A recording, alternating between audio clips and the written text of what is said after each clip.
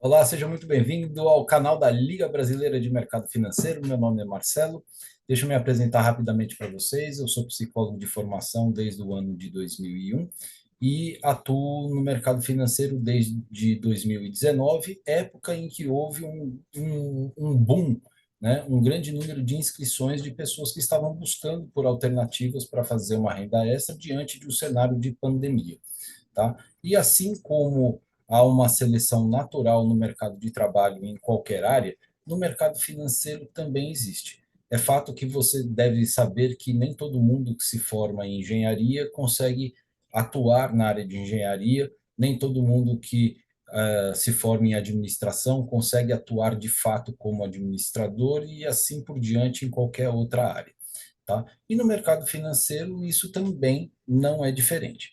E o que acontece é que, ao longo da jornada de desenvolvimento da sua formação enquanto um profissional, você vai passar por momentos mais propícios para que você possa se desenvolver, vai passar por momentos mais difíceis, e tudo isso vai fazendo com que você tenha que se posicionar e tomar e fazer escolhas diante de uma possibilidade de atuação. E eu vejo muitas vezes que as pessoas, principalmente aquelas que estão pensando em entrar no mercado financeiro ou que estão iniciando, e principalmente quando elas já iniciam fazendo algum dinheiro, que elas começam a pensar em querer viver exclusivamente do mercado financeiro.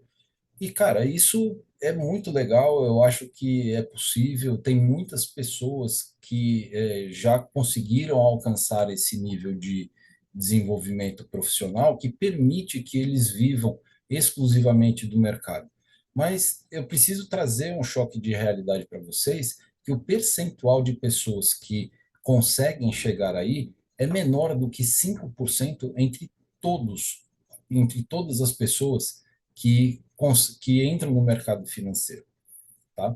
Então, o que na prática costuma acontecer é que as pessoas elas têm a sua fonte de renda principal ou mais de uma fonte de renda principal e atuam no mercado financeiro como uma fonte a mais.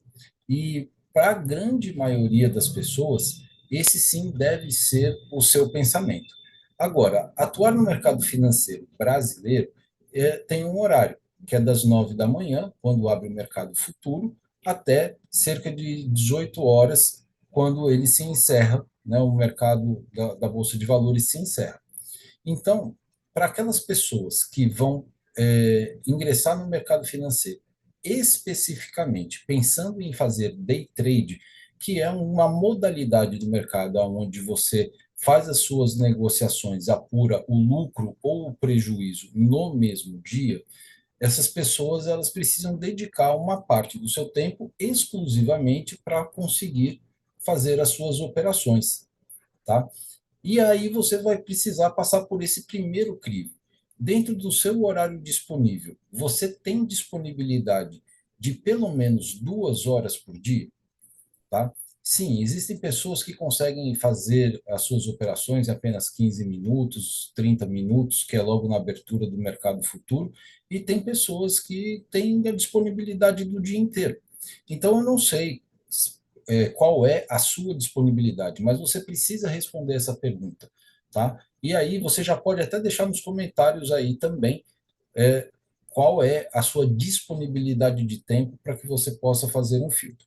Por que isso é importante? Porque o maior período de volatilidade do preço, aonde existe um deslocamento de um patamar de preço para outro, geralmente costuma acontecer até o meio-dia. Então, o horário mais propício para que você possa fazer operações onde o mercado está mais volátil é entre as 9, 11h30, meio-dia mais ou menos. Depois disso, as pessoas vão para o almoço e depois à tarde, geralmente existe uma queda no volume negociado, fazendo com que as operações não tenham uma grande volatilidade. Tá?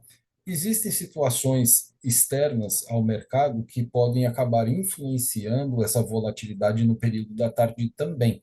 Algum posicionamento do Trump, alguma questão geopolítica, como as guerras que estão acontecendo, alguma fala do nosso presidente, e isso pode fazer com que o mercado financeiro também tenha grandes volatilidades no período da tarde, mas não é a regra, tá? Então, o horário mais propício, o melhor horário para que você possa dedicar é esse horário entre 9 e meio-dia.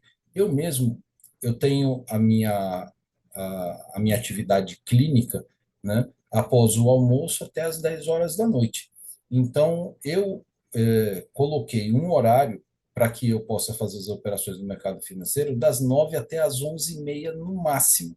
Raramente eu tenho uma oportunidade de ver o horário, ver o mercado no horário do almoço, ou um pouquinho depois. E exatamente nesse ponto aí que eu estava pensando em falar um pouquinho para vocês sobre como é, a exposição à tela, ao mercado financeiro, pode trazer para você um adoecimento sem que você se dê conta de que esse adoecimento pode estar acontecendo com você, tá? Então vamos lá. Agora eu estou falando para aquelas pessoas que já estão no mercado há algum tempo, que já participam, que já operam. Todas as pessoas que querem participar do mercado, elas estão lá por uma razão, que é fazer dinheiro, certo? E fazer dinheiro é uma coisa muito interessante, né? Quando você está operando e você vê que você conseguiu fazer um volume de dinheiro que para você é compatível com o tamanho do saldo que você tem na sua corretora para operar, vamos supor que você tenha lá R$ 1.000 na sua corretora para operar, e você conseguiu fazer R$ 100, você ganhou 10% em apenas um dia, né? E se você conseguiu fazer isso em menos de um minuto, se você conseguiu fazer isso em 2 minutos, você fica tão feliz com isso que você começa a pensar, poxa, eu tenho mais 2 horas, então eu vou conseguir fazer 200, vou conseguir fazer 300. Só que uma operação bem-sucedida não garante que a próxima também seja. E, via de regra, acaba acontecendo que as pessoas vão fazendo um grande número de operações e acabam oscilando muito entre o ganha e o perde. E aí o saldo acaba ficando muito próximo do zero, ou então o saldo vai ficar negativo, e quando a ideia de que você dedicou um tempo para você conseguir fazer dinheiro e você, na verdade, acabou perdendo dinheiro, uma sensação muito ruim, né? Tanto no corpo quanto na parte psicológica, na parte emocional, começam a se apresentar e a pessoa começa a querer se desligar é, desse sentimento, é, buscando resolver isso, fazendo uma nova operação para que ela possa sentir o alívio de conseguir, de ter conseguido recuperar esse dinheiro, ou até mesmo a felicidade de, além de ter conseguido recuperar o dinheiro, ter conseguido sair com um saldo positivo bastante satisfatório para ela. Então, na prática, as pessoas acabam sendo afetadas pelo mesmo problema que os jogadores, as pessoas viciadas em jogos de azar, acabam sofrendo. Só que day trade, mercado financeiro, não é jogo. No entanto, eu vejo que as pessoas acabam assumindo a mesma postura de jogo dentro do mercado financeiro. E isso consome demais a energia psicológica, a energia corporal, fazendo com que alguns comportamentos comecem a se modificar. A pessoa fica sem fome, ou ela fica com um excesso de fome e fica buscando compensar essa falta ou preencher de alguma maneira esse vazio, essa angústia, é, se alimentando demais. O nível de nervosismo, de irritação acaba acontecendo de uma maneira muito forte, prejudicando o relacionamento dentro da própria família ou então com as outras pessoas. E isso acaba fazendo com que a pessoa vá buscar mais informação, que ela estude mais e que ela consiga adquirir uma quantidade muito grande de conhecimento, chegando a beirar uma estafa mental, né, de tanto conhecimento absorvido que não se consegue colocar em prática, não consegue se executar para que a pessoa consiga fazer dinheiro por muito tempo.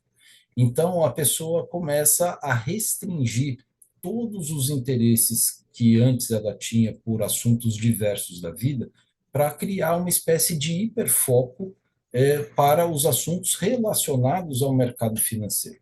E eu estou falando tudo isso porque, sim, eu já passei por tudo isso também, né? Esses dias eu estava conversando com uma pessoa que teve interesse em começar a fazer as operações, e ele começou a relatar que ele já não estava se alimentando e que ele já não estava mais praticando a fé dele, porque ele estava muito concentrado com os assuntos do mercado, que ele não tinha mais os horários para que ele pudesse fazer as coisas que lhe davam prazer anteriormente, e que isso estava provocando um mal. Na verdade, para ele, ele decidiu que ele não.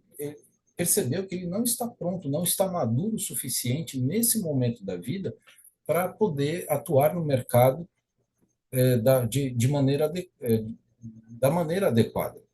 Tá? Mercado financeiro não é só day trade. Day trade é a ponta da pirâmide de tudo que existe dentro do mercado financeiro. Tá? O day trade, como eu falei para vocês, é uma modalidade que você vai fazer as suas negociações e que vai apurar o lucro ou prejuízo dentro do mesmo dia. Tá?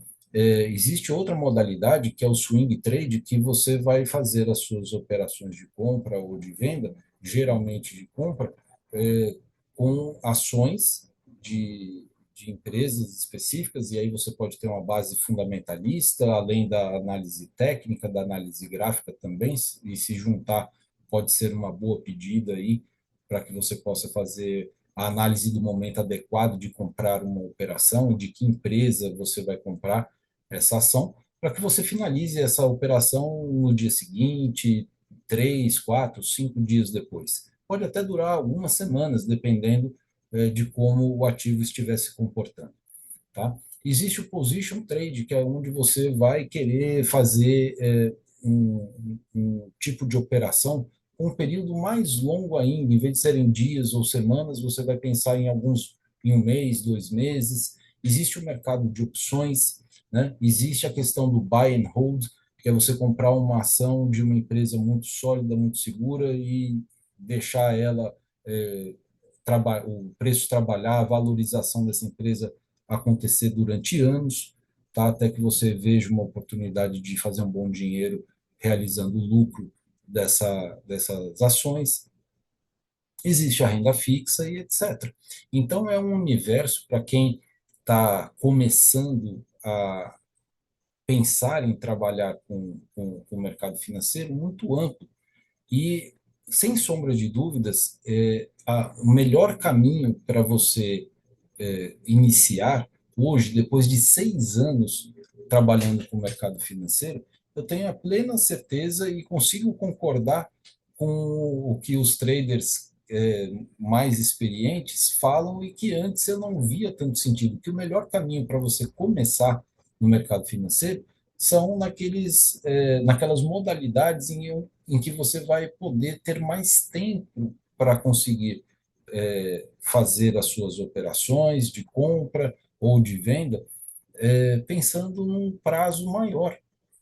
Tá? Então, quando você faz um investimento numa renda fixa, você está pensando, por exemplo, num tesouro direto, mais ou menos, né? Que ele pode ter uma parte fixa, uma parte pré-fixada, uma parte pós-fixada, e que você pode ter um vencimento depois de 1 ano, 2 anos, 5 anos, 10 anos. Né? Você pode pensar em CDBs, você pode pensar nos certificados, né, das letras de câmbio de crédito imobiliário e agrícolas, que você pode pensar a mais longo prazo, você pode pensar nas opções e no próprio swing trade.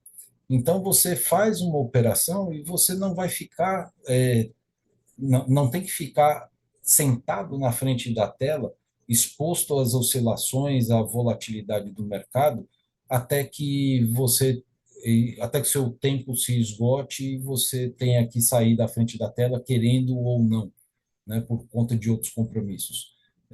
Você vai poder simplesmente ir monitorando, acompanhando qual que está sendo o andamento do papel que você investiu, e aí, no momento em que a valorização dele atenda com seus objetivos, você se desfaz da sua operação e realiza o seu lucro, tá? Então é muito mais tranquilo. Agora, a ideia do day trade é uma ideia que ele vai exigir que você fique preso na frente do computador, em frente da tela, para acompanhar a volatilidade do mercado e saber exatamente o quanto que você está em risco numa operação ou não. Dessa forma, eu entendi que menos é mais. Quanto menos tempo você passar na frente da tela, melhor para a sua vida como um todo.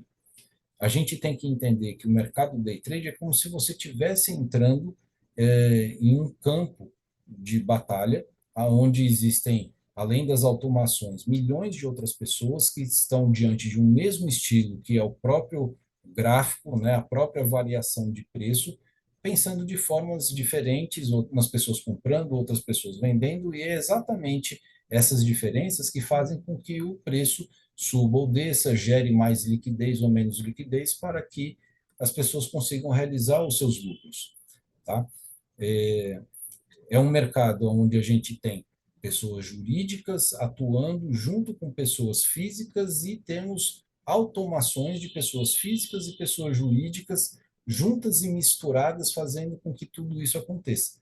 Então, você precisa conseguir adquirir uma habilidade de fazer uma leitura adequada dos movimentos do preço, a fim de identificar aonde existe mais e menos liquidez, aonde que é mais provável que, se você entrar numa operação, você tenha sucesso, e aonde é menos provável. E quando essa leitura ainda é muito crua, muito inicial, é muito verde, o resultado geralmente tende a ser negativo.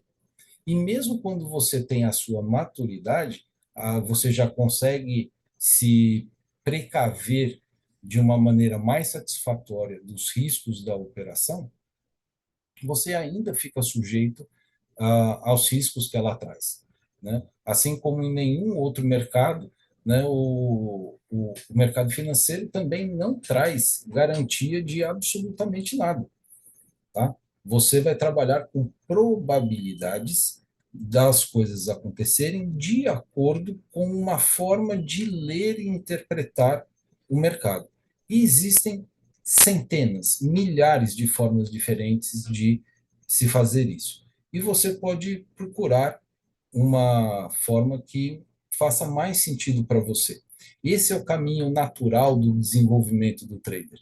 O trader ele acaba encontrando um outro trader no YouTube, acaba acompanhando o trabalho dele, o vídeo dele, as ideias dele, os motivos que justificam o seu operacional, aprende como é que se faz e busca fazer as suas próprias operações. E o que acaba acontecendo é que o que funciona para aquele trader que está apresentando acaba não funcionando para aquele trader que está iniciando e tenta fazer aquilo, e até mesmo para traders mais experientes. E por que isso acontece? Existem algumas razões, e uma das razões muito divulgadas é a razão do aspecto emocional do trader quando ele entra na operação.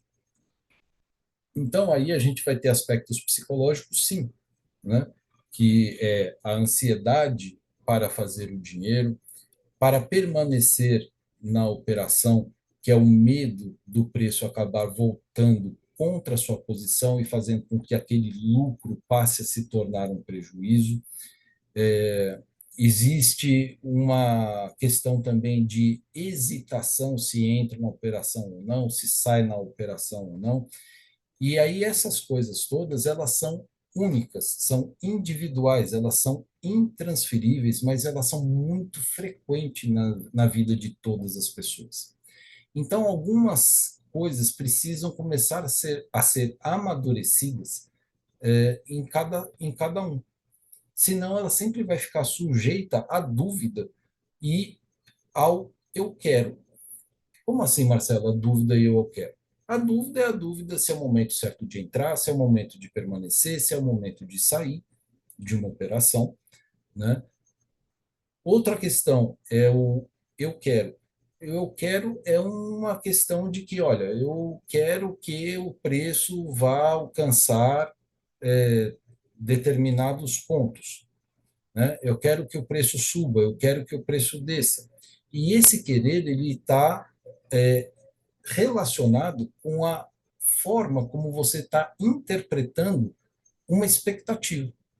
É uma possibilidade. Você leu o gráfico, interpretou ele com um determinado viés de alta ou de baixa, criou uma expectativa e você entra na operação acreditando que o mercado tem que obedecer à sua expectativa. E todas as vezes, para não falar 100% das vezes, porque às vezes as expectativas elas entram numa coincidência, né, e acabam dando certo, mas na maior parte das vezes que você opera expectativa, achismo, possibilidade de que, não, eu estou querendo isso porque eu quero que aconteça, geralmente isso acaba dando errado, tá? E se a gente colocar a quantidade de vezes em que dá certo e dá errado, a balança sempre vai ficar mais pesada para o lado que vai dar errado.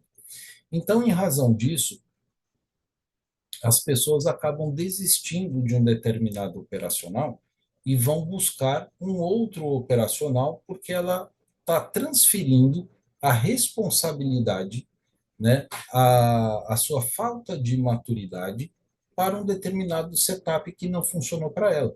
E aí ela acaba indo buscar um outro setup, e depois um outro, e passa-se o tempo e ela se sente em parte satisfeita, porque ela está fazendo a parte dela de estudo e de tentativa e de erro, mas não consegue perceber que, na verdade, não é o setup, né? Na verdade, é a falta de maturidade para conseguir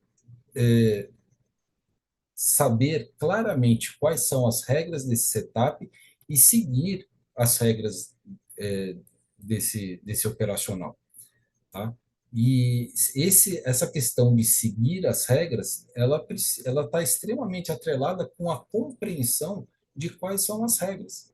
Então, aquele criador de um operacional, ele sabe quais são as regras, ele testou as regras. E se para ele aquilo está funcionando, obviamente que ele vê nisso uma possibilidade de ajudar outras pessoas a conseguirem fazer a mesma coisa. E aí entra um impasse, né? E você precisa se questionar: será que você está no momento em que você está com a cabeça e o coração livres para que você possa de fato aprender a fazer aquilo que você não sabia fazer? Será que você está realmente disposto a abandonar de verdade aquilo que você estava fazendo antes, todos os setups que você aprendeu, todas as influências que você teve para começar a aprender do zero aquilo que a outra pessoa está te ensinando? Se a sua resposta for sim, tá? Eu posso afirmar para você que você vai estar dando um passo gigantesco para que você consiga alcançar a sua consistência. Não é tudo, né? Existem alguns outros passos além disso, mas é um passo muito importante. É quando você decide sair de uma primeira fase da curva de desenvolvimento do trader, que é uma fase de queda livre, aonde tudo que você faz dá errado, aonde todo o dinheiro que você coloca se perde, tá? Na hora que você, através da dor, geralmente, né, da perda, da dor emocional, da dor psicológica, das crises de identidade, da baixa autoestima, que os seus pensamentos acabam fazendo você pensar que você não tem capacidade, que nada dá certo na sua vida e coisas assim, vira um drama, né? A pessoa ela vai ter que tomar uma decisão, se ela vai sair, vai desistir do mercado, ou se ela vai realmente ter que dar o braço dela a torcer e entender que tudo que ela tem feito não tem funcionado, que agora ela precisa fazer exatamente aquilo que o outro trader está falando. E não é difícil de encontrar traders falando assim: se você seguir à risca aquilo que eu ensinar para você, eu posso garantir que você vai ter os mesmos resultados que eu estou tendo. No entanto, eu tenho que já fazer uma advertência nisso, né? Porque todo não, mas a maior parte dos pensamentos que se começam com a condicional se tendem a fracassar, tá? Criar um pensamento com uma possibilidade é ao mesmo tempo de criar uma dúvida, porque você está criando uma possibilidade do sim e uma possibilidade do não, né? Então, se você fizer exatamente o que eu faço, você vai ganhar dinheiro. E se você não fizer? Entende? Então, essa construção de pensamento, ela não está adequada nem para aquele que fala, nem para aquele que recebe. A condição tem que ser, ok, entendi que eu não entendi nada. Entendi, através dos resultados que eu tenho, que a coisa não está dando certo, não está funcionando, e eu preciso aprender uma maneira que vai funcionar e eu tenho que executar do jeito que tem que ser feito. Ponto.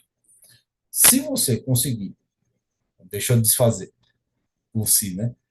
Conseguindo se comprometer com esse tipo de atitude, você vai conseguir dar esse passo. E foi exatamente esse tipo de atitude que me fez contratar uma mentoria, alguns anos atrás, do Dr. Fabrício Chafransky. Dr. Fabrício, se você estiver assistindo esse vídeo, um beijo para você, muitíssimo obrigado. Você representou um divisor de águas na minha vida, né? Apresentando o seu setup de volatilidade do preço. Fez uma diferença brutal. E além do setup em si, a atitude dele, o pensamento dele, a psicologia do trading, que eu aprendi muito com ele, fez com que uma mudança de atitude, uma mudança de comportamento, fizesse com que eu saísse da fase um para a fase 2. E essa fase 2 foi o quê? É o quê? É aquela fase onde você estanca as perdas e começa a oscilar muito próximo do zero. Você nem ganha muito dinheiro, mas também não perde muito dinheiro. Então, isso em relação a quem já perdeu milhares, dezenas, centenas de milhares de reais, passa a ser um momento de reflexão muito profunda, aonde você ganha uma sensação de que realmente você agora está aprendendo a executar regras. Essa, esse ponto é aonde faz a diferença. Agora, saber que as regras existem, saber quais são elas e que você está conseguindo executar elas, não é suficiente para que você comece a ganhar dinheiro. Poxa, como não? Não, não é. Porque se fosse assim, a gente teria muito mais gente ganhando dinheiro no mercado financeiro do que a gente tem hoje. Por quê?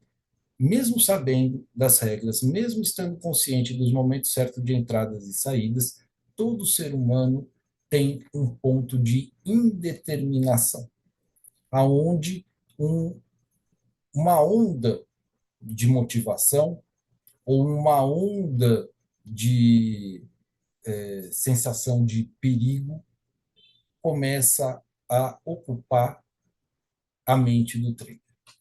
E aí ele acaba quebrando ou fugindo a própria regra.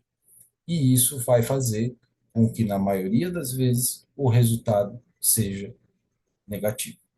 Tá certo? Então, a gente precisa ampliar um pouco essa ideia de que tudo está relacionado apenas ao emocional, né? A gente tem que fazer um processo de autoconhecimento muito maior, né, sobre os significados que você construiu na sua vida em relação ao dinheiro. Racionalmente falando, quando uma pessoa fala que o dinheiro é legal, que o dinheiro é positivo, super faz sentido, né? Que você está fazendo isso porque você quer ganhar mais dinheiro, que você quer ter uma vida com mais liberdade de tempo, que você quer ter, que você quer dar, proporcionar para sua família uma condição de vida melhor e que você está se dedicando para fazer isso, tudo isso faz muito sentido. No entanto, nós temos uma construção sobre o que é dinheiro na sociedade que não é uma construção lá tão verdadeira com o que realmente é a energia do dinheiro. Inúmeras divergências, inúmeras más interpretações foram colocadas na mente das pessoas, na sua mente, assim como foi colocado na minha mente, e que fizeram com que a gente é, construísse um viés para o dinheiro que nem sempre foi um viés positivo. E cada um tem a sua história. Você pode se perguntar para você mesmo como é que foi a relação ou as experiências ou as suas primeiras impressões com dinheiro na sua vida, né? Muitas vezes, os primeiros contatos com dinheiro vêm através de pequenas quantidades de dinheiro que chegam até a pessoa como um presente dos pais, dos avós, de tios, né? Que dão alguns troquinhos, né? Um dinheiro, um valor simbólico, né, que é dado com o maior carinho, que é dado com o maior amor pela outra pessoa a essa criança, para que essa criança faça o que com esse dinheiro? Geralmente esse dinheiro é acompanhado de um cofrinho, né? Então você ganhou um dinheiro e aí as pessoas começam a já te ensinar que esse dinheiro precisa ser guardado, né? E aí algumas pessoas começam a guardar as moedinhas e os valores em cédula dentro de um cofrinho. Pelo menos era assim que acontecia, né, na minha geração. Hoje em dia, o meu filho ele recebe isso via Pix. Né? No último aniversário que meu filho fez, os presentes de 100% dos amigos foram Pix. Cara, eu fiquei assim, nossa, que diferença, né? Quando os avós querem presentear alguma coisa, eles e querem presentear em dinheiro, eles dão o dinheiro em Pix, tá?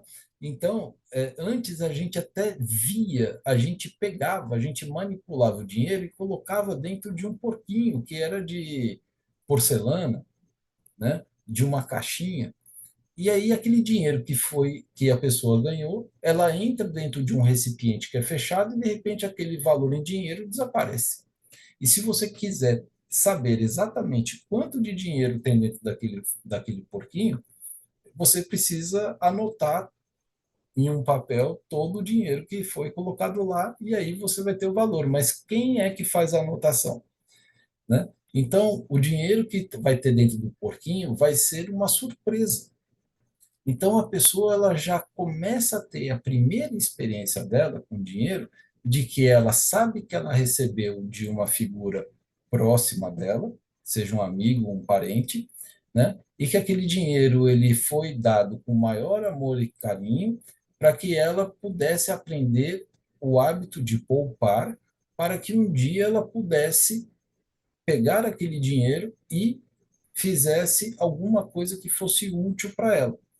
E aí a pessoa chega num determinado momento, seja por curiosidade do quanto tem dentro do porquinho, ou por necessidade, ela vai lá e arrebenta o tal do porquinho, e aí vai ter um valor X, que na infância geralmente nunca é um valor importante de que você possa fazer alguma coisa importante, significativa, mas que é um valorzinho que você vai conseguir adquirir um pequeno valor, né? Se você quiser comprar alguma coisa, você vai comprar alguma coisa de baixo valor.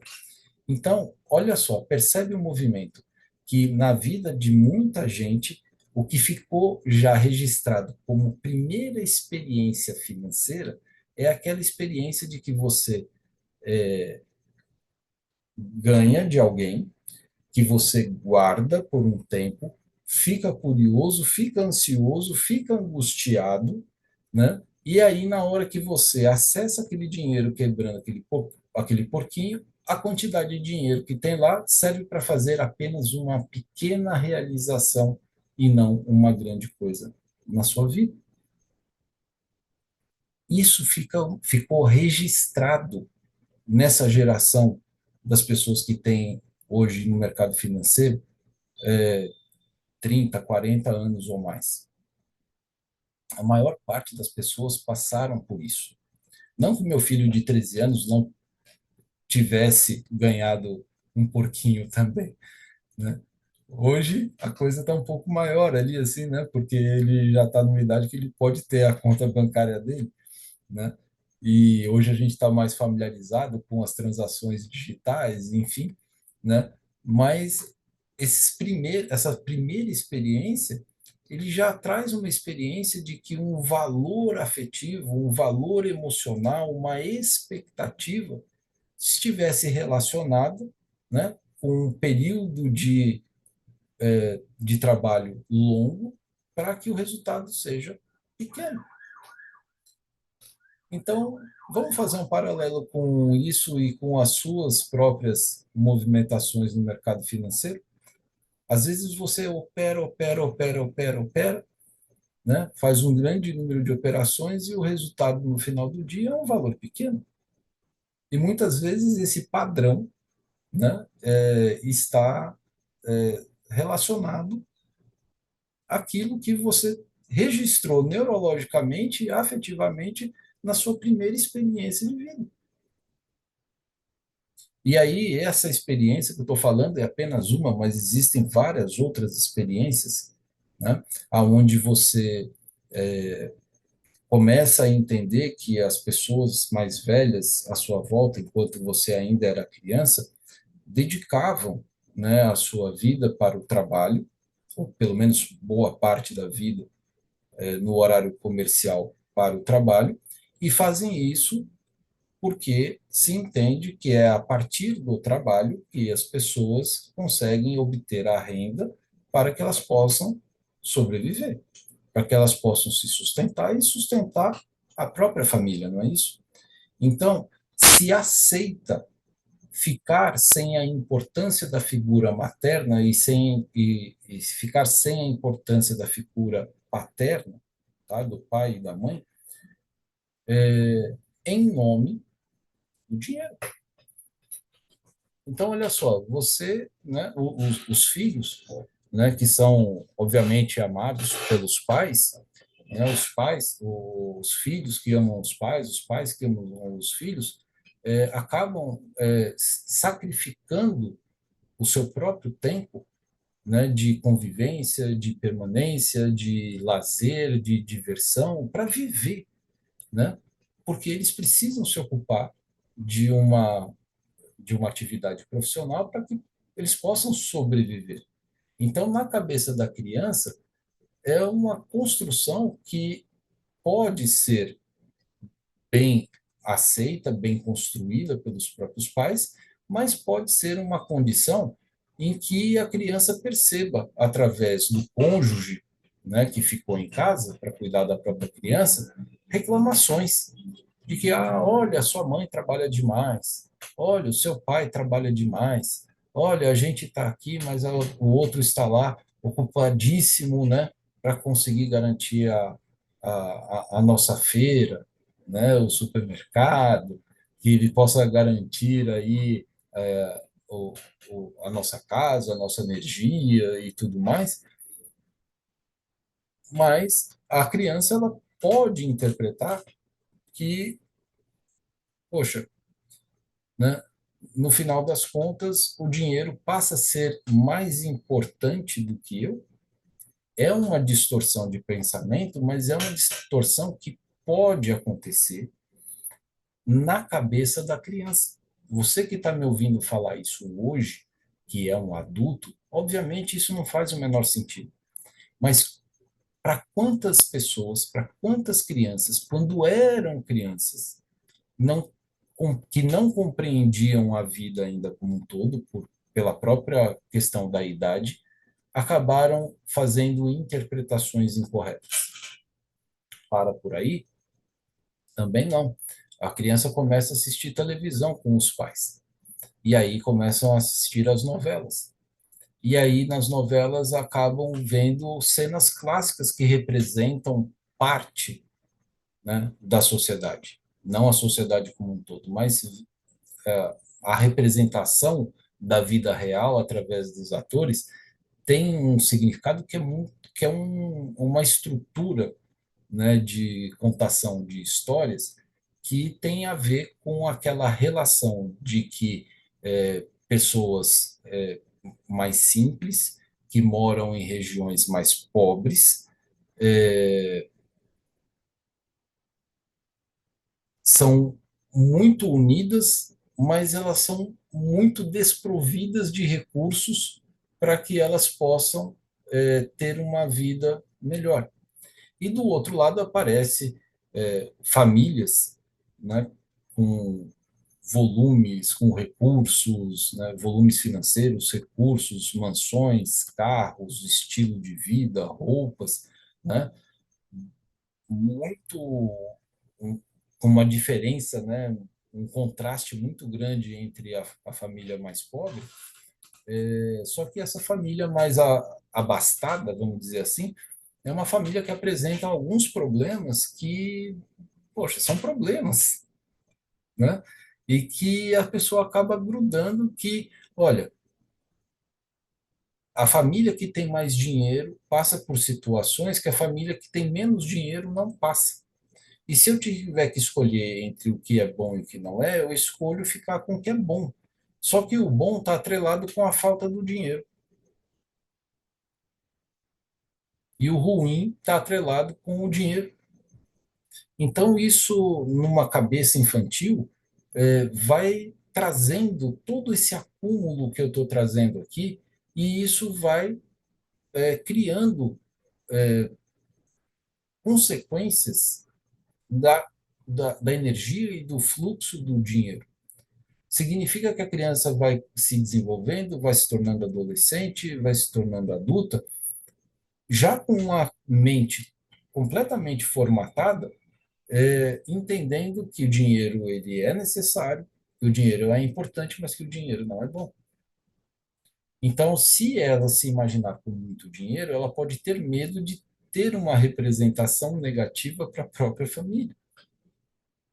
E se essa pessoa começa a ganhar bastante dinheiro e a outra e a sua família não? E aí ela pode se sentir na obrigação de ter que equilibrar ou melhorar a vida da própria família. Ela pode querer se isentar da responsabilidade de ter que fazer isso, entende? Então, isso é mais uma das interpretações. Outras são as experiências pessoais que as pessoas possam ter, né? Pessoas de diferentes níveis econômicos acabam estudando dentro da mesma escola. Então, dentro de uma mesma sala de aula, existem pessoas com poucos recursos e gente com recursos de sobra. E aí as pessoas acabam se juntando, acabam se unindo, e as próprias diferenças econômicas das famílias acabam fazendo com que os iguais acabem se juntando por afinidade, né? Então, às vezes, por uma questão na época da adolescência, né, a necessidade de querer se autoafirmar, de querer começar a se destacar, de querer exercer poder e liderança na época da adolescência, acabam fazendo com que os filhos dos pais que têm mais dinheiro, que igualmente ainda não têm dinheiro, queiram se sobressair, né, queiram se destacar em relação àqueles que não têm as mesmas oportunidades de uma forma negativa. Então, o bullying começa a acontecer por conta disso. Tá? Então, se uma pessoa sofreu esse tipo de violência, né, que é o bullying, por uma questão de poder, fazendo com que aquele que tem uma família mais abastada humilhe aquele que tem menos condição, isso é uma experiência de violência, né? E que está junto com a pessoa e a pessoa pode fazer uma associação de ter raiva daquela pessoa que tem dinheiro. Então, o que eu estou querendo dizer? Você pode, às vezes, querer muito ter o dinheiro para resolver uma série de questões do seu próprio passado, mas ao mesmo tempo você pode não se permitir ter tanto dinheiro com medo de ser tão ruim quanto as outras pessoas foram. Soma-se a isso mais coisas ainda. Você se torna adulto, começa a, a acompanhar os noticiários. E aí você começa a ver que as pessoas fazem coisas incríveis, entre aspas, por dinheiro. Você começa a ver motivações de homicídios, de latrocínio, de tráfico, lavagem de dinheiro, esquemas políticos. Então você começa a perceber, né, que muita gente que tem um estilo de vida extremamente desejado, né, elas estão envolvidas com questões que acabam terminando muito mal, né? Seja apenas por uma exposição em rede nacional, seja por uma prisão, ou seja por uma lápide, entende? Então, no geral, e aí quando eu falo geral, eu estou falando de mim, eu estou falando de você, eu estou falando da maioria das pessoas que estão expostas no mercado financeiro buscando uma solução para a própria vida, que estão acometidas de todo esse conjunto de interpretações que, em geral, é colocado com dinheiro. Então, tudo isso faz parte e começa a formar um campo que faz parte do teu padrão de energia, do teu padrão de pensamento, do teu padrão de comportamento. E são exatamente essas coisas que começam a influenciar você a conseguir fazer ou não fazer dinheiro no mercado financeiro. A partir do momento que você começa a trabalhar todas essas questões e conseguir entender quais são os motivos que o fizeram a interpretar e valorizar o dinheiro e o seu merecimento ao dinheiro, que vão acabar sendo transferidos para suas ações através do seu dedo indicador clicando no mouse. Então, essas coisas, muitas vezes, elas são mais fortes do que o conhecimento das regras que precisam ser executadas. Então, você precisa aprender a dominar isso, você precisa aprender a falar sobre isso, né?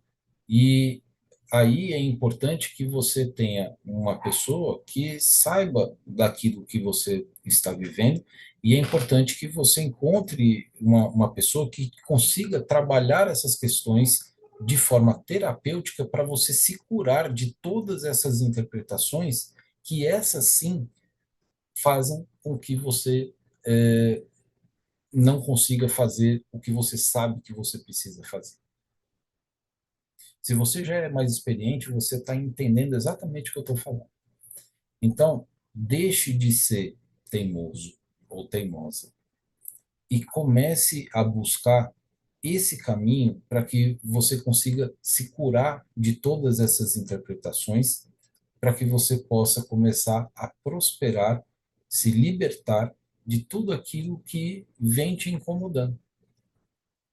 Engraçado, algumas pessoas começam a fazer terapia comigo, e a partir do momento que a gente começa a trabalhar essas questões, a pessoa acredita que porque ela está trabalhando isso, que no dia seguinte ela está curada e que ela vai precisar, que ela vai começar a ganhar dinheiro no dia seguinte, na semana seguinte, no mês seguinte. A desconstrução de uma interpretação que levou até onde você está hoje, né? Ou seja, lá da sua primeira infância até hoje, eu não sei quantos anos você tem, foi construído ao longo de toda a sua vida e isso ficou registrado de maneira muito fixa na sua mente. E a pessoa quer que num passe de mágica isso se desfaça. Existem técnicas, sim, para você poder fazer com que esse processo de cura aconteça. Mas não é a regra. A regra é que você começa gradativamente a se dar conta e fazer o que precisa ser feito. Você começa a se reinterpretar, se reavaliar. E, de repente, toda aquela dor que você vinha carregando em relação à grana, ela vai se desfazendo. Então, o processo terapêutico, ele também tem um período de tempo que não dá para a gente determinar quanto tempo vai ser para cada um, porque cada um vai ter a sua disponibilidade, o seu amadurecimento emocional, o seu nível de consciência, que é único, pessoal, intransferível também. Mas é fundamental que todos que trabalham no mercado financeiro, especialmente aqueles que ficam expostos ao lucro e ao prejuízo no mesmo dia, que é o caso do day trade, do intraday, que eles consigam fazer isso. Um exemplo clássico é que muitas vezes as pessoas conseguem fazer um bom dinheiro na parte da manhã, e aí, porque estão fazendo bom dinheiro na parte da manhã, acreditam que vão poder aumentar só mais um pouquinho no período da tarde, e aí, quando toma o primeiro stop, ele não aceita, e aí acaba devolvendo todo o dinheiro. Essa não aceitação não tem a ver com setup. Essa não aceitação não tem a ver com o mercado financeiro. Essa não aceitação tem a ver com as suas próprias questões daquilo que você não aceita, entende? E o que é que você não aceita? Por quê? O que é que você aceita? Por quê? Então, tudo isso precisa ser explorado, tudo isso precisa ser trabalhado.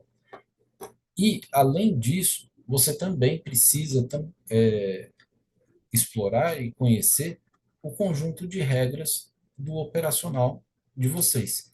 E, nesse sentido aqui, é que eu quero mostrar o operacional que eu estou fazendo, tá?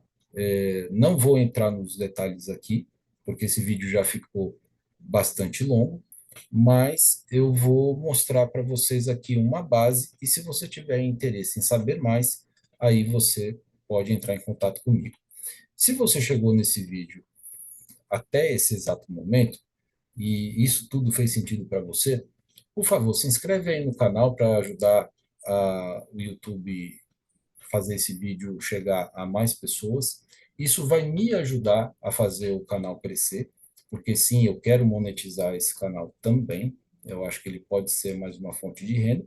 E acredito que eu mereço isso também, porque esse conteúdo que eu estou passando para vocês é um conteúdo de qualidade também, tá? Para você não vai custar nada, né?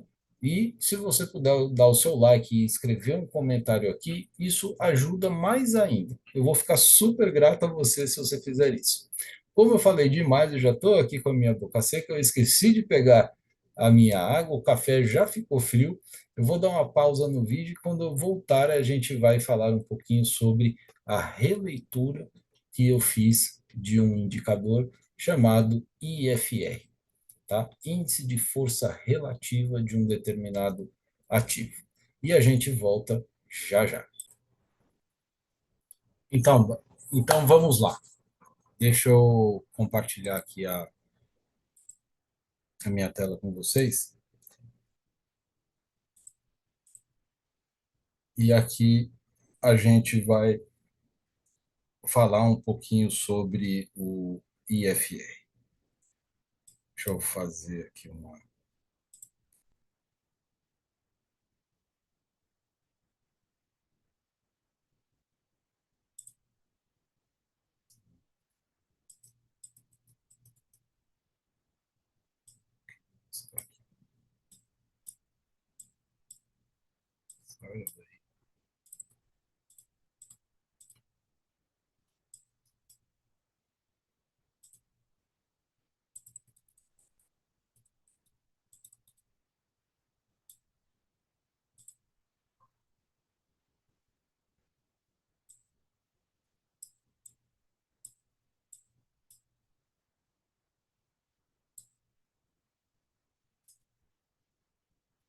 Então vamos lá. Eu vou mexer um pouquinho aqui em algumas configurações.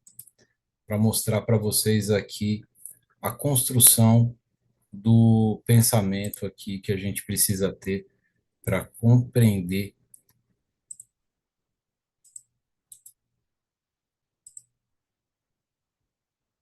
aqui o IFR.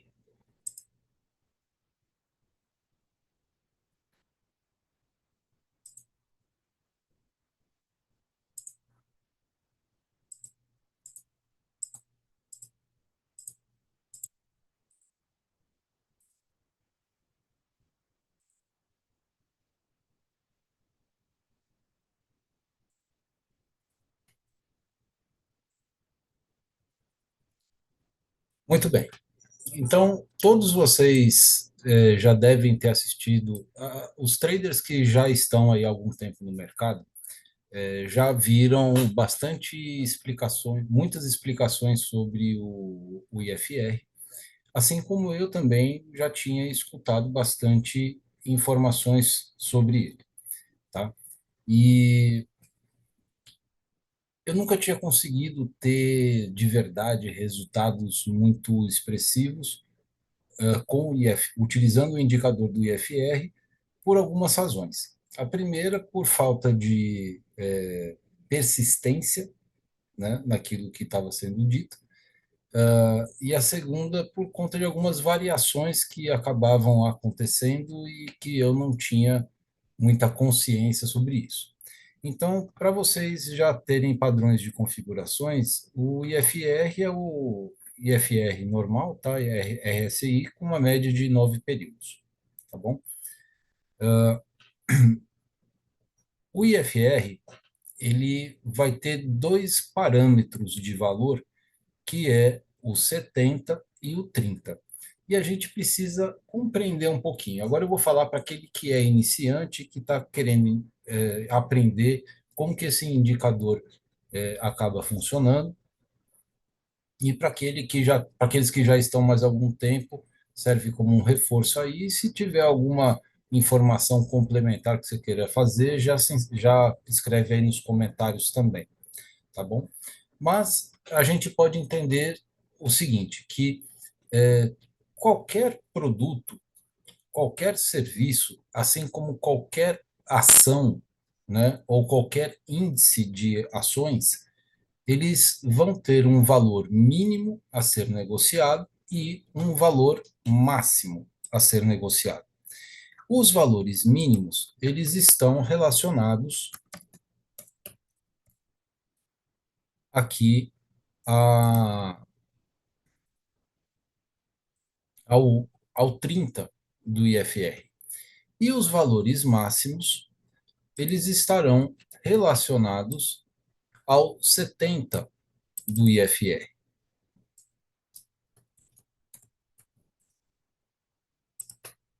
Ou seja, é o quanto que, em valor, as pessoas estão motivadas a comprar e a vender, certo? Então, se eu quero comprar alguma coisa, seja ela qual for, eu quero comprar essa coisa pelo menor preço possível, não é isso? Se eu quero comprar uma roupa, se eu quero comprar um acessório, se eu quero comprar um eletrodoméstico, se eu quero comprar um carro, um apartamento, uma casa, eu quero buscar aquele produto, aquele serviço, aquele bem, né, aquele imóvel, seja lá o que for, assim como eu quero comprar uma ação pelo valor, pelo menor valor possível. Então, o 30 ele representa um bom preço aonde as pessoas buscam fazer as compras. E o 70 é o valor máximo com o qual as pessoas ainda aceitam fazer alguma compra. Mas que, se a gente for comparar qual vai ser a quantidade de pessoas querendo comprar um determinado ativo, obviamente vai ser aqui no valor mínimo. E ao chegar no valor máximo, as pessoas já entendem que o preço ele está muito alto. Vão haver algumas pessoas que sim vão comprar aquele produto nesse preço máximo, mas já é um bom momento para você de que esse produto se valorizou a tal ponto que dali para frente o interesse para que as pessoas comecem a se sentirem motivadas para a compra já está um pouco mais defasado. Então, por conta desse raciocínio, é entendido que abaixo do 30 a gente tem uma região que nós vamos chamar de sobrevenda, tá? Então, toda vez que o preço passa do 30 para baixo, a gente está com um preço barato demais, mais barato do que aquilo que as pessoas queriam fazer a compra, mas também a gente tem que entender que às vezes de tão barato que está é porque ninguém mais quer aquilo, o produto já ficou obsoleto, o produto já está fora do campo de interesse das pessoas e estão tendo que fazer uma queima de estoque para que as pessoas, para que eles possam zerar, né, aquele valor, aquele produto do estoque. Até que um grupo de pessoas pode se interessar e fazer a compra para poder revender isso em outro local. Então, vamos supor que eu tenha ainda no meu estoque, vamos supor que eu seja dono de uma loja de aparelho celular e que eu ainda tenha no meu estoque o iPhone 10, tá? E eu quero me desfazer desses iPhones 10, então eu vou ter que vender ele por um preço muito em conta para que alguém possa comprar esse iPhone 10 e vá vender em um outro mercado onde o iPhone 10 seja algo ainda desejado, se é que isso ainda existe. Mas quando a gente está falando de ações, né, as ações, e especialmente falando de índice, o índice ele sempre vai permanecer, tá? E quanto mais barato você conseguir comprar, mais atraente é para você, porque você tem a certeza que vai conseguir revender ele no futuro. Então, as pessoas entendem que o preço, a região de compra na sobrevenda é a região mais interessante para que você adquira um papel, tá? Então, nesse caso, nós temos aqui este ponto como sendo um ponto interessante, nós temos esse ponto como sendo um outro ponto interessante para fazer as compras, este ponto aqui, este outro ponto aqui, certo? E eu vou buscar fazer as minhas vendas ali aonde eu tenho o preço máximo, onde ainda haverão algumas pessoas querendo comprar, mas que eu vou entender que poucas pessoas, as minhas chances de me desfazer daqui para cima são muito baixas. Então, eu vou ter pontos de interesse de venda exatamente nesses pontos aonde o preço toca aqui a linha do 70. E nós vamos ter, portanto, acima dos 70, o que nós vamos chamar de sobrecompra.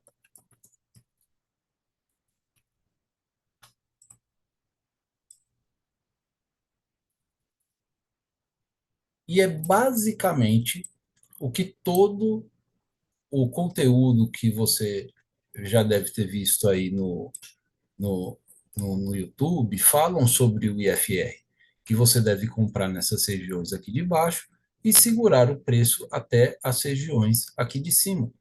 Isso não está errado, de forma alguma, tá? Você pode fazer isso. Eu não consegui fazer isso, como falei anteriormente, às vezes por falta de experiência, por falta de maturidade, né? Por não dar muito certo, tá? Com isso.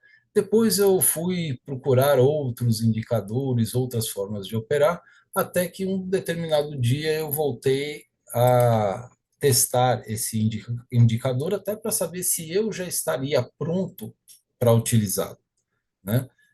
E comecei a utilizar e eu fui fazer um teste dentro de um torneio da Trade Arena, que é uma plataforma que permite que você faça suas operações no ambiente de simulação, mas que os resultados são dados em dinheiro de verdade. tá certo?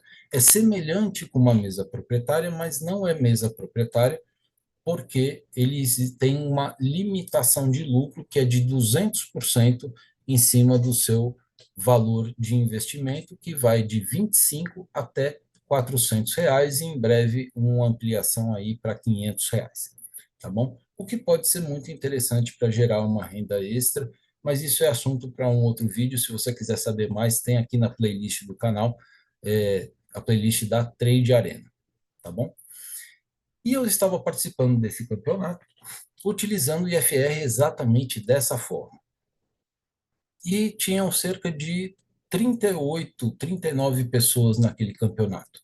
E a minha posição no ranking desse campeonato estava em último lugar. E eu fiquei muito incomodado, muito bravo, porque eu já tinha cerca de 5 anos no mercado e não estava acreditando que, apesar de já ser um trader melhor do que eu era antes, ainda frente a outros traders, eu estava em última colocação. Então eu dei uma pausa e fiquei pensando que uma informação ou algumas informações podiam estar estampadas na minha cara e eu não estivesse vendo essas informações. Então, eu decidi olhar para o IFR de uma forma diferente. E aí eu pensei, bom, se esse número aqui é 30 e esse número aqui é 70, tem que haver um número, né, intermediário. E aí eu pensei, qual é a diferença entre 70 e 30? É 40. Então, se eu pegar 40 e dividir por 2, eu vou ter o número 20, não é? E aí eu tenho exatamente que 70 menos 20 é igual a 50 e 30 mais 20 é igual a 50. Opa, maravilha! Então aí o que que eu pensei? Vou acrescentar uma linha de 50 e vou deixar ela pontilhada na cor cinza, com espessura 2.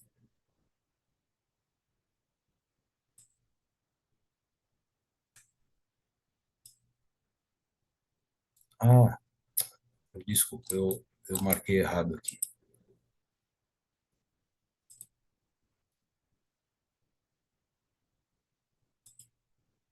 Amarelo, amarelo. Ok. Ia colocar aqui o 50, incluir, coloco aqui o 50, agora sim, com a cor cinza.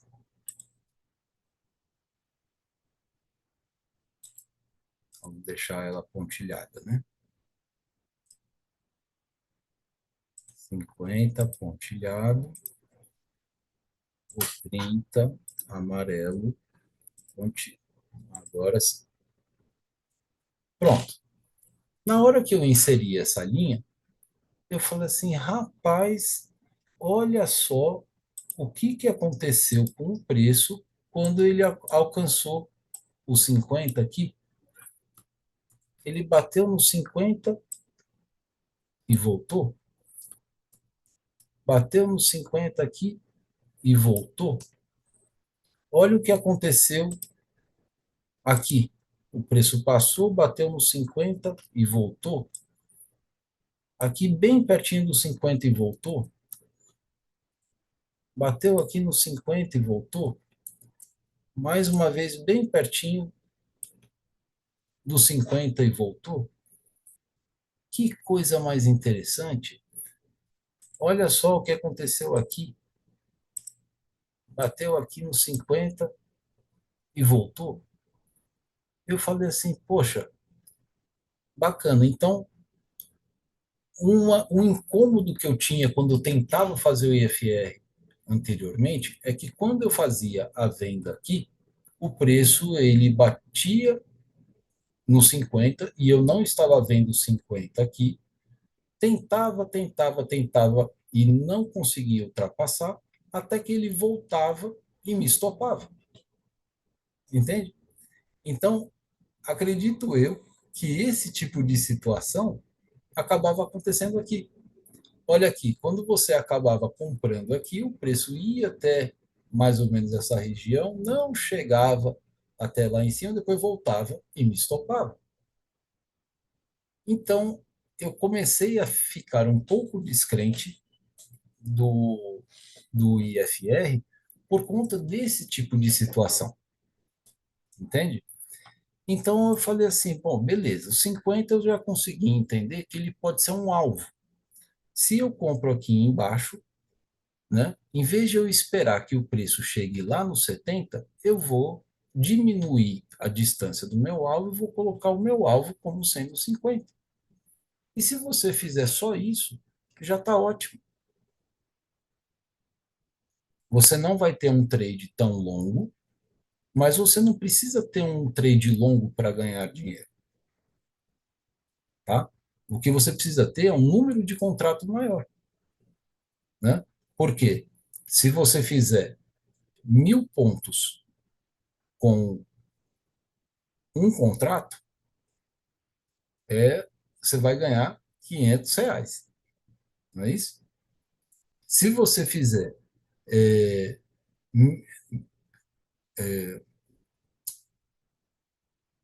100 pontos, né, onde você vai ganhar R$ 10, com 10 contratos, você vai ter R$ 100.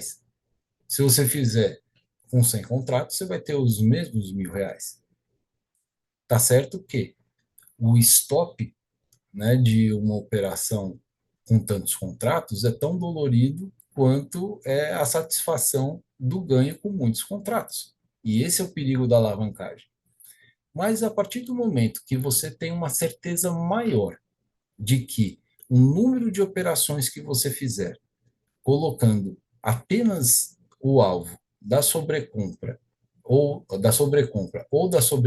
com o alvo no 50, já você vai ter um nível de assertividade muito maior, não é isso? E aí eu comecei a gostar mais dessa ideia e comecei a querer perceber mais, estudar mais, observar mais alguns outros padrões que acabam acontecendo ali com o IFR. Por exemplo, aqui a gente tem o preço em sobrecompra, tá? Nesse ponto aqui. Ele desceu até aqui, depois ele voltou e respeitou a linha dos 70. Aí eu comecei a pensar, poxa, será que esse tipo de padrão acontece lá embaixo também? E olha só o que a gente tem aqui. Aqui ele chegou aqui no 70, passou um pouquinhozinho, voltou aqui para cima, depois ele passou aqui para baixo também. Eu falei, opa, então é muito comum de a gente ter uma uma testagem no 70, seguida de uma retestagem que muitas vezes ultrapassa o 70 ou vice-versa. Passa de primeira, depois volta e fica na segunda, ou ao contrário. Então eu comecei a pensar qual é o limite que isso costuma acontecer. E aí eu fui fazendo alguns testes e comecei a perceber que seria interessante a gente acrescentar o 75. Vamos incluir ele aqui e vamos colocar nele uma cor vermelha, com espessura 2, e vamos colocar o 25, vamos incluir ele aqui, com uma cor verde,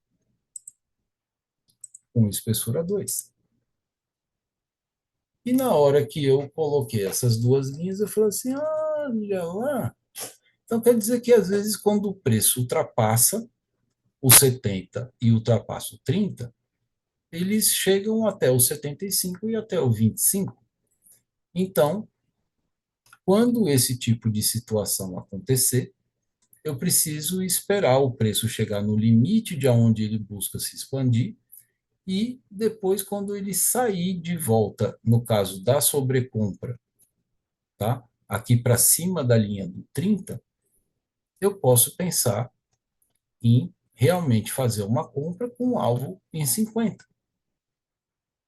Ou, de maneira mais agressiva, eu posso buscar fazer a minha operação aqui logo que o preço bater na linha do 25, ou aqui em cima do 75.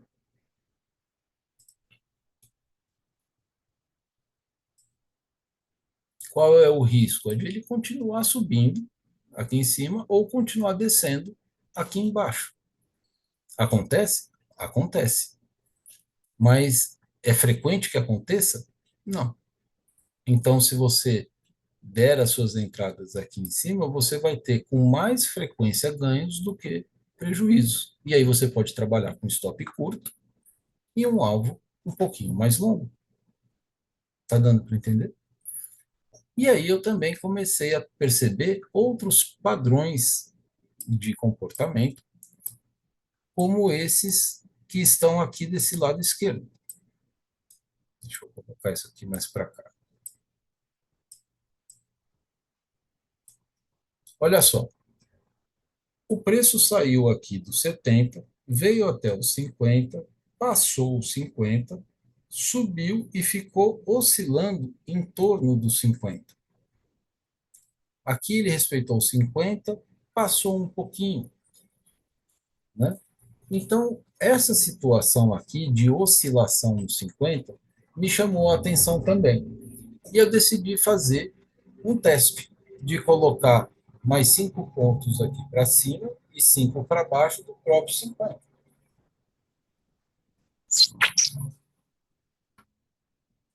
Então, vamos acrescentar aqui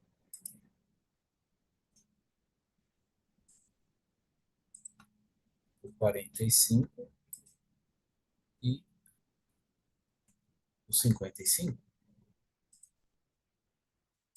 45, vou colocar aqui uma cor cinza, com espessura 2, e o 55, também uma cor cinza, com espessura 2.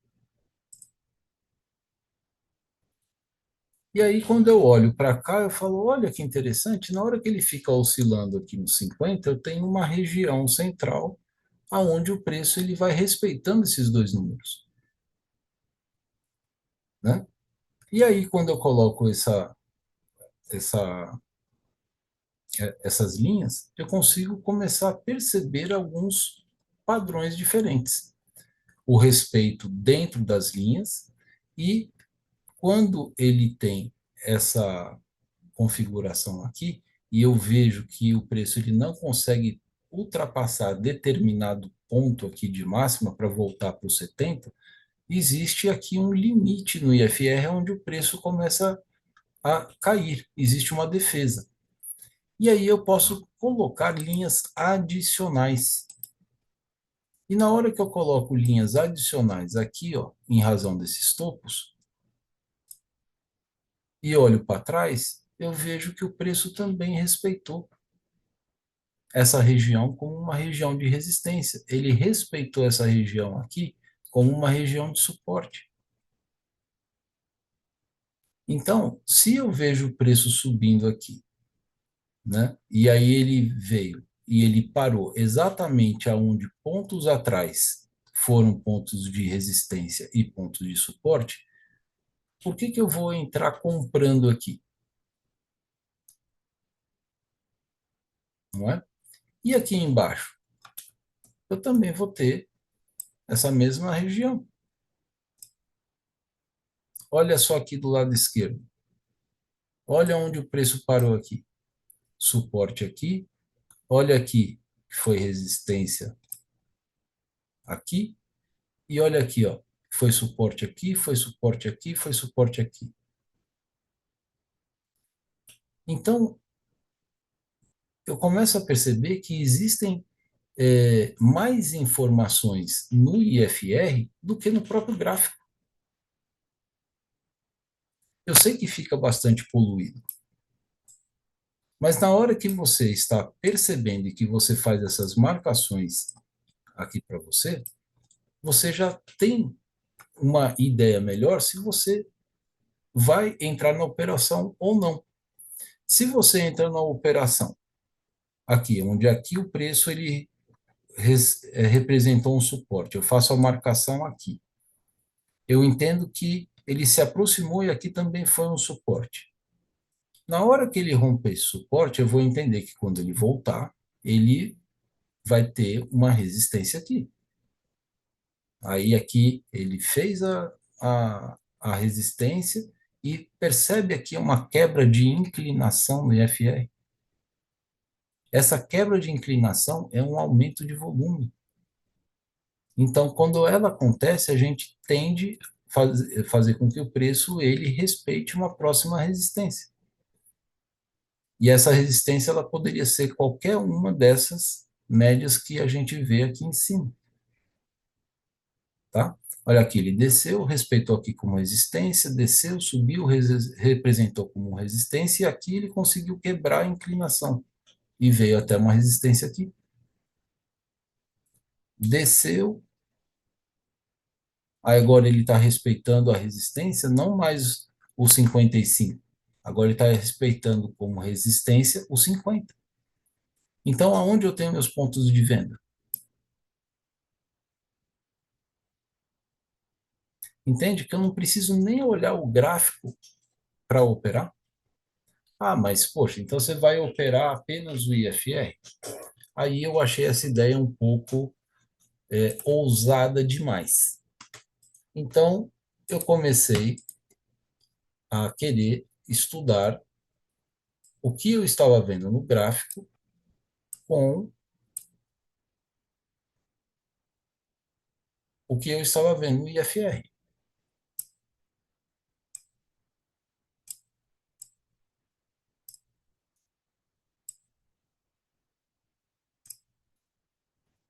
Então vamos começar aqui do lado esquerdo, tá? E para isso eu vou fazer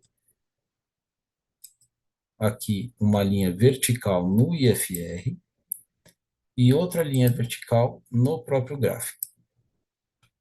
Então, olha lá. O 70 do IFR, que quando o preço chegou aqui, ele representou esse cara aqui. Tá? Então, vamos fazer aqui uma, uma marcação do quê? De resistência. O preço, ele tentou, depois que esse box de Renko fechou aqui, ele tentou subir, não conseguiu, e ele fez um box de reversão exatamente nesse ponto aqui. Vamos dar uma olhada aqui no IFR? Na hora que esse box de Renko ele fechou aqui, ele fechou exatamente nesse ponto aqui. Deixa eu alongar um pouquinho mais. Percebe que nesse exato ponto aqui onde ele bateu, houve uma quebra na inclinação do IFR? Essa quebra de inclinação, na verdade, você não vai conseguir ver exatamente no momento que ele fecha.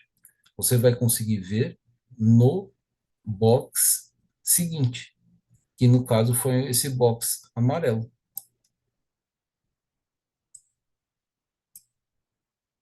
A inclinação está constituída e se a quebra de inclinação ela representa um aumento de volume, então você vai ter um, uma ação vendedora. E aí eu configurei, eu fiz umas contas meio malucas e eu configurei uma estratégia IFR para que você possa trabalhar com 3 contratos, aonde o fechamento seria exatamente nesse ponto. Olha exatamente aonde ficou o stop da operação. O stop está ligeiramente acima do pavio daquele box anterior ali. E o preço, o stop não foi ameaçado de forma alguma. E o preço, ele conseguiu alcançar os 3 alvos. Está dando para entender? E esses 3 alvos aqui, vocês estão vendo que ele vai bater, o preço desceu até aonde?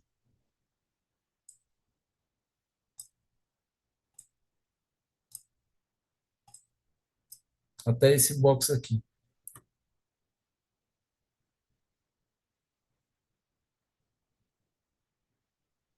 O terceiro alvo, ele foi alcançado, na verdade, nesse box aqui.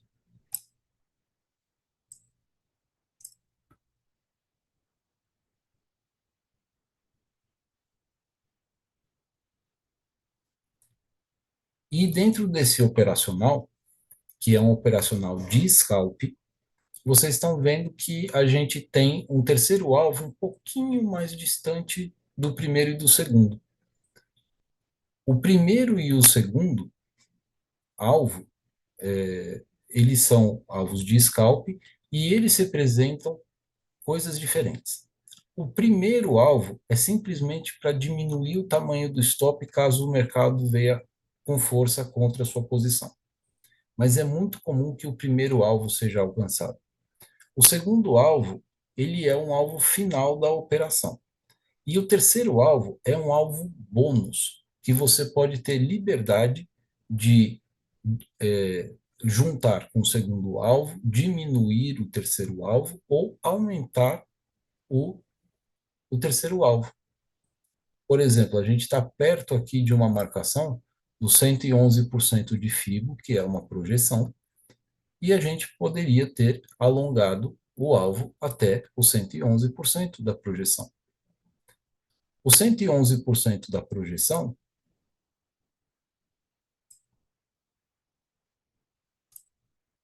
acontece nesse ponto aqui, nesse box aqui, e nesse outro box aqui também. Passei batido aqui. Bateu exatamente na linha dos 70. Então, esse terceiro alvo, você pode fazer o ajuste dele para que ele se encaixe nessa linha de 70, na linha do 30 ou na linha do 25. Se eu quisesse chegar na linha do 25, eu estaria chegando nela nesse ponto aqui.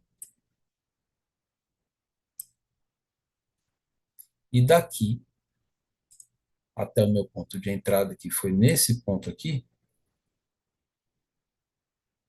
eu teria 388 pontos.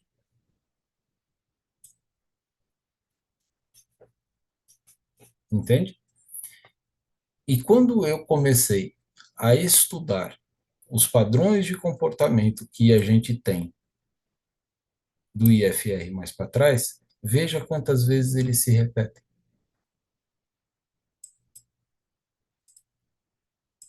Olha quantos tipos de operações diferentes eu posso ter.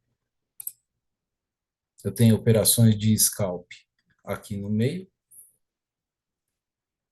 eu tenho situações diferentes acontecendo com essa configuração aqui. Então, veja bem, no gráfico eu vejo um canal de baixa,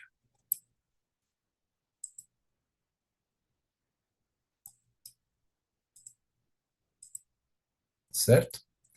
E no IFR,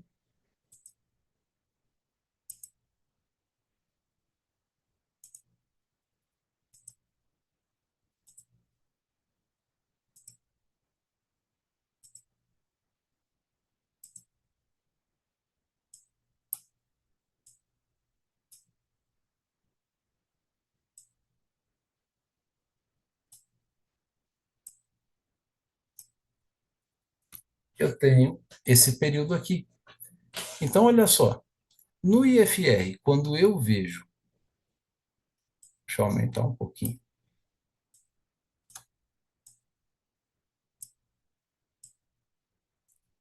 essa movimentação, aonde o 45 ele está oscilando e ele está batendo com uma região aqui de mínima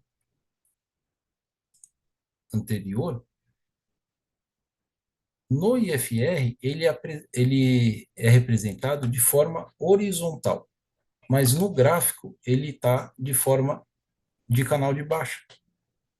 Então eu começo a entender que quando eu vejo esse zigue-zague acontecendo aqui, né, como se fosse uma lateralização no IFR, e ele está sendo trabalhado de forma aqui do 50 para baixo, que na verdade o que eu estou vendo aqui não é um movimento horizontal, é um movimento inclinado. E quando a gente vê na parte superior, aqui, por exemplo,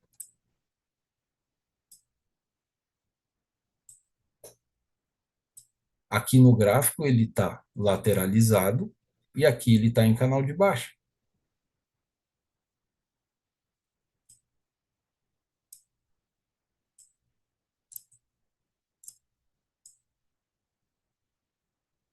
Aqui ele está lateralizado, em cima e embaixo. E olha isso aqui, ó, de novo. Aqui a gente tem uma baita de uma movimentação de tendência de baixa. E olha o que acontece aqui. Então, quando eu vejo que o preço fica batendo no 70, no 70 não, no 30, no 25, e ele não consegue passar do 45 ou do 50, que o preço está descendo. E a mesma coisa vai acontecer quando a gente estiver vendo essa situação acontecendo lá em cima. Olha lá.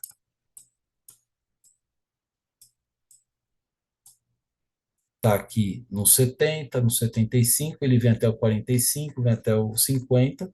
Então, se a gente pega esse período aqui, até esse período aqui,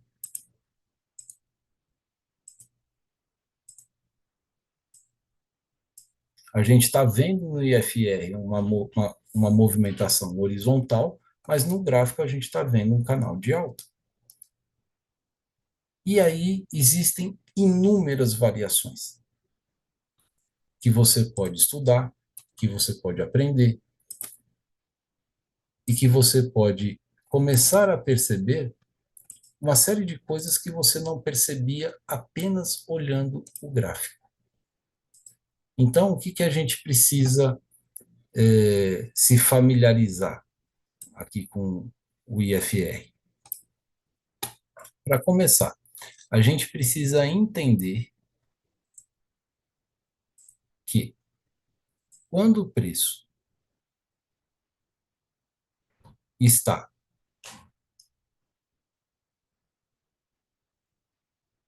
vamos colocar até aqui, do 70 até o 45, o que a gente vai ter de verdade, são operações de compra. E quando o preço está do 30 para o 55, o que nós vamos ter de verdade são operações de venda, quando eles partem do meio para cima, operação de compra, do meio para baixo, nós temos operações de venda. Quando eu tenho do 30 para em direção ao meio, eu tenho operações de compra. E quando eu tenho do 55 para o 70, também eu tenho operações de compra, tá? Quando eu tenho do 70 para baixo, eu tenho operações de venda, entende? Então eu tenho essa região como uma região vendedora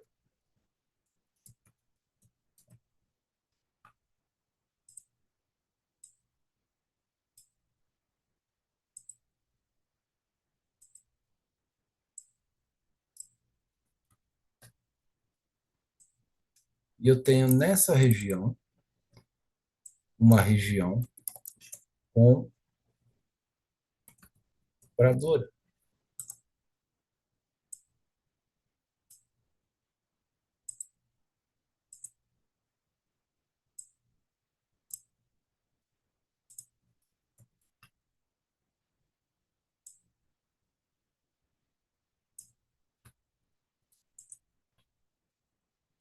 Da mesma forma que eu vou ter uma região compradora aqui em cima, uma região vendedora aqui.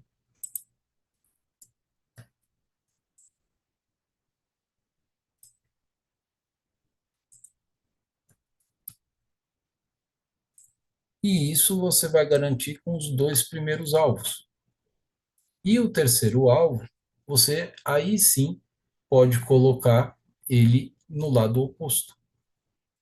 Quando você alcança o segundo alvo, você pode reduzir o seu stop ou você pode colocar ele no zero. Se você não quiser mexer no stop, tudo bem também. O que acontece é que às vezes o índice é um ativo muito rabiscador e ele pode te dar um calor. Então, se você proteger a sua operação no zero, alcançando o segundo alvo, você aumenta as suas chances de só ficar com os dois primeiros alvos, mas você não perde mais dinheiro. As ordens OCO, elas estão, a ordem OCO e IFR, ela está configurada para levar em consideração esse núcleo do IFR, fazendo com que quando você faz uma compra, depois que o preço ultrapassa os 55, o stop fique ligeiramente abaixo dessa região aqui abaixo do 45 e vice-versa. Então, para que ele consiga ultrapassar essa região central para te estopar, ele vai ter que passar, depois que ele ultrapassou aqui no caso da compra, o 55, ele vai ter que passar novamente o 55, vai ter que passar o 50, vai ter que passar o 45 para te estopar. E se estopar, é para isso que serve o stop, tá? Exatamente porque se ele falou que vai passar, a probabilidade de ele passar e ir buscar o 35 vai ser uma possibilidade real. Então, você, na hora que começa a compreender e começa a analisar e estudar exatamente o que o IFR está mostrando para você com essa releitura do IFR, você começa a entender quais são os pontos mais prováveis de entrada e quais são os pontos mais arriscados para você. E isso diminui a sua dúvida, a sua hesitação, o seu medo, porque você sabe que, através do estudo da, do padrão de comportamento do preço, você consegue saber que você vai ter uma frequência de acertos maior do que a frequência de erros. E isso garante que você consiga ter, mesmo com um nível de assertividade baixo, uma lucratividade maior, se você alavancar um pouquinho mais, tá? Agora, se você vamos voltar no início do vídeo. Vamos pensar sem o se, tá? Quando você entender tudo que você acabou de aprender aqui e executar tudo que você acabou de aprender aqui, você vai ter um nível de assertividade que, em média, pelo operacional, dá em torno de 65 e 70% das vezes, tá bom? Eu espero que você tenha compreendido, eu espero que a explicação tenha sido didática, prática, fácil.